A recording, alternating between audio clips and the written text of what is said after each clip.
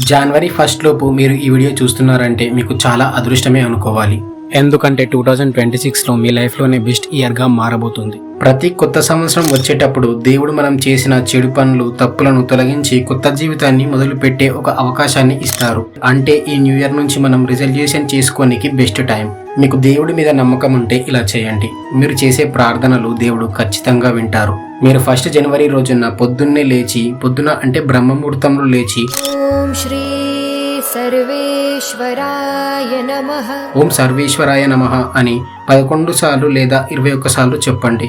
దీని అర్థం, హే ఈశ్వర, నన్ను నీకు సమర్పిస్తున్నాను. నా జీవితంలో ఏది మంచిదో అదే నాకు ఇవ్వు, దుఃఖాన్ని తొలగించు అని అర్థం.